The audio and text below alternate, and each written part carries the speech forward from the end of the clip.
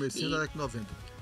Como foi essa ideia, então, de entrar no movimento estudantil, João? Assim, porque, como você bem pontuou, né? O movimento estudantil lhe deu a oportunidade de ser alguém mais crítico, de estar à frente de ações que defendam a população de um modo geral em causas sociais, mas para que tudo isso começasse, né? Teve algum estímulo, alguma coisa. E aí, como foi esse... E como foi, além de por que entrou, como foi que entrou e qual foi a primeira grande, assim, mobilização que você participou? Sim.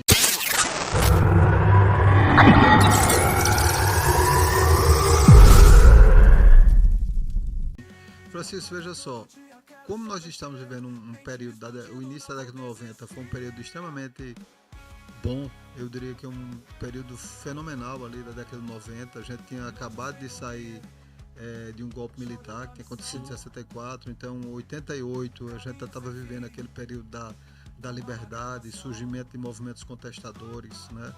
A própria Legião Urbana, a banda Legião Urbana, que influenciava muito a juventude por suas letras Porque as letras já retratavam, né, as situações do país naquela época. Que país é esse, né? Duas tribos, há tempos, então tudo que fazia a juventude pensar. E a gente chegava no CEPA e encontrava uma escola sem Grêmio, diante de uma movimentação grande que estava acontecendo a nível do Brasil. Com pouca experiência, a gente já começou a se perguntar ali se poderia fazer alguma coisa do tipo, né? Como era que a gente poderia formar o Grêmio? Na época, com o Dr. Wilson Lacerda, era o diretor, já também, assim, sem querer muito aceitar aquela coisa que estava chegando. Depois, nós conquistamos o próprio Wilson para a ideia do Grêmio Estudantil, então nos tornamos, depois de muitas brigas, depois de muita luta, nos tornamos amigos. O Edivânio, né, que é um companheiro de longas datas, o Edivânio, que é irmão do professor Edileudo Lucena, né, tio do professor Tiago também. Hoje o Edivânio já tinha uma experiência de Rotary, aqueles movimentos que já formavam, e Edivânio deu um pontapé inicial para que a gente pudesse formar o Grêmio 28 de março, né? Depois de muita luta, refundar o Grêmio, porque tinha sido fechado há muito tempo. Eu fui o primeiro presidente aí. Depois daquilo surgiu muita coisa. Nós surgimos, assim, já dando esse espaço que você disse, nós criamos a União Municipal de Estudantes Secundaristas, né, reunindo grêmios que tinha no Pré-Men, na Escola Dom Fernando, na Escola Normal.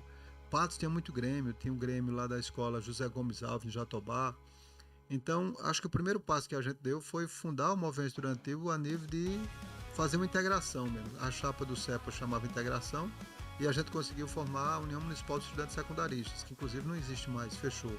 E depois demos um passo mais ousado, Francisco, que foi a criação da Associação Sertaneja dos Estudantes Secundaristas, pegando todo o sertão. Eu acho que eu lembro que tem um conterrâneo meu que fazia parte de Sterlano, não sei se você conhece. Sterlano, sim. Pronto, sim. ele, já que você falou, né, Sim. ele participou da, não sei se era UMES, União dos Estudantes Era a União Municipal dos Estudantes. Então, lá em Conceição tinha, e tinha o JS também, né? Era o JS, o JR, a Juventude Ativa do PT. Então eu falo assim porque Sterlan participava, é tanto que eu lembro que acho que foi em 2004, foi 2003, ele entrou num embate por conta dos transportes municipais, né, dos estudantes do sítio, e aí ele enfrentou a direção da escola à época, eu acho que era o governo de Cássio Cunha Lima, não tinha os transportes disponíveis, e ele foi pra cima, mobilizou sala, tirou alunos de dentro de sala, assim, no bom sentido, né? Não pra lutar pelaquela causa ali dos transportes que não estava sendo fornecido. E na época era até pau de arara, né? Eu vou ser bem sincero a falar a respeito disso. Na época era aqueles caminhão. Depois foi que criou o projeto, o Caminho da Escola, mas antes era pau de arara mesmo. Exatamente. Pau de arara. Então continue, desculpa ter interrompido, mas porque eu lembrei. Não, mas a gente vem, Francisco, justamente desse período, do período da juventude contestadora, de uma juventude mais liberta. Sim. E isso se seguiu até ali finalzinho da década de 90, depois os movimentos começaram a declinar, tanto que hoje, apesar de existir movimento estudantil, né, tem muito movimento estudantil ainda, mas o movimento estudantil com pouca consistência.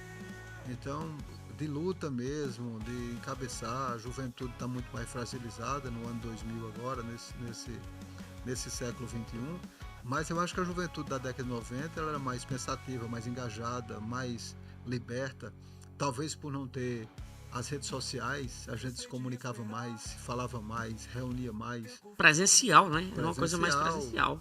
Ia para as ruas, manifestações noturnas que nunca tinha na cidade de Patos.